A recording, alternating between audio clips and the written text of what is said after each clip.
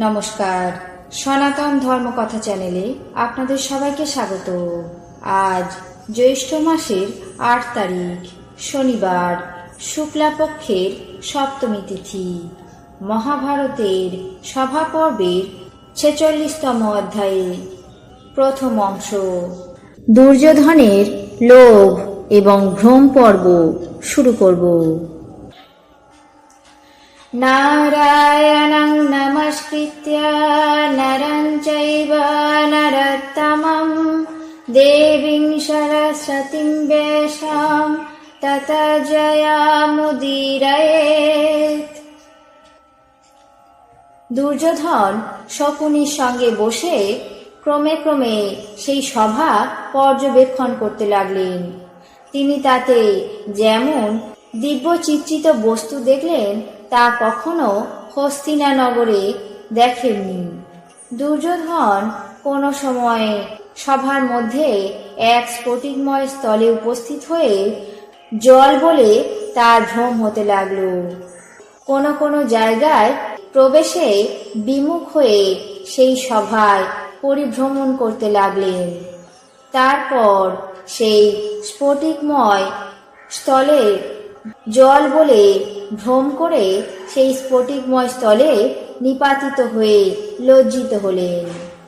পরে সেখান থেকে বেরিয়ে এসে বারবার ক্রোধে নিঃশ্বাস ত্যাগ করতে করতে বিষণ্ণ মনে ইতস্তত ভ্রমণ করতে লাগলেন। স্থল ভ্রম করে স্ফটিকের মতো নির্মল জলে পদ্মে সুশোভিত দীর্ঘিকার জলে পতিত হলেন।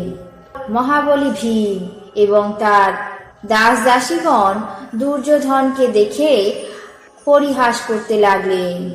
পরে যুধিষ্ঠিরের আজ্ঞা অনুসারে ভৃত্যেরা তাকে উত্তম বস্ত্র এনে দিলেন।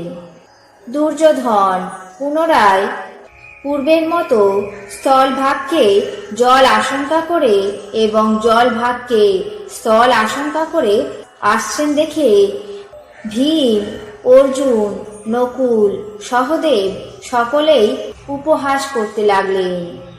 ক্রুদ্ধ স্বভাবে দুর্যোধন তাদের উপহাস সহ্য করতে পারলেন না, কিন্তু সেই সময় মনের ভাব গোপন রাখলেন।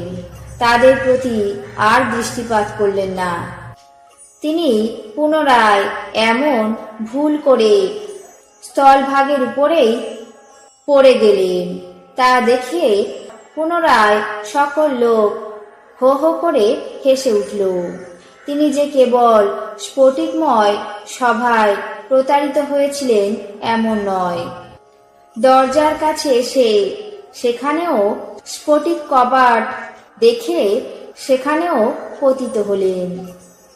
দুর্যোধন এইভাবে মায়া সভায় মায়ার দ্বারা প্রতারিত হয়ে রাজসূয় মহাযজ্ঞে সেই অদ্ভুত সমৃদ্ধি দেখে যুধিষ্ঠিরের আজ্ঞা নিয়ে হস্তিনানগরে প্রস্থান করলেন।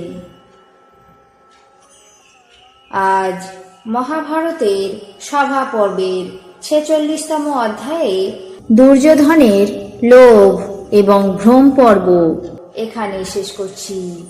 বাকি অংশ আগামী পর্বে পাঠ করে শোনাব। এখন জেনে নেব আজকের দিনের ১২টি রাশির রাশিফল। মেষ, আত্মতৃপ্তি। বৃষ, দায়িত্ব বৃদ্ধি। মিথুন, রাজনৈতিক বিবাদ। কর্কট, আশান্বিত। সিংহ, ধনবৃদ্ধি।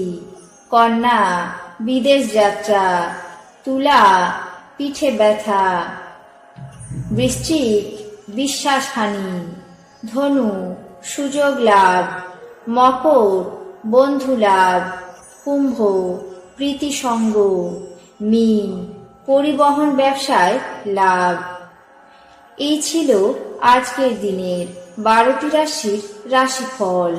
আপনাদের কেমন লাগলো তা অবশ্যই কমেন্ট বক্সে জানাবেন। চ্যানেলটিকে সাবস্ক্রাইব করবেন, লাইক করবেন, শেয়ার করবেন। ধন্যবাদ।